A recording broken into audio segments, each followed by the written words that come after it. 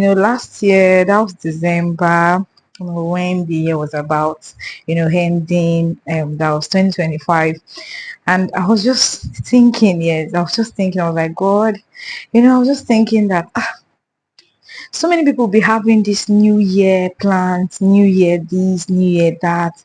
And I was like, how can you just please make this, particular year a real good one, something that we'll be able to look back on and be like, oh yes, I actually have this year, planned, and it worked out as planned. While pondering on that, thinking about it, having to just keep thinking, engaging my mind. And the Holy Spirit said something that got me like, wow, really?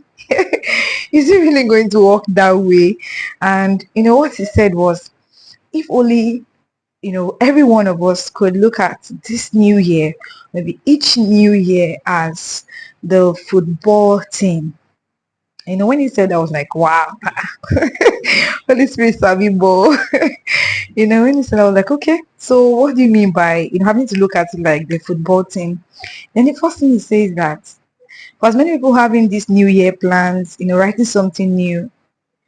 He told me, for you to have something new to write, something new to want to look up to, something new to want to start, you know, he asked me, do you have a coach? Yes.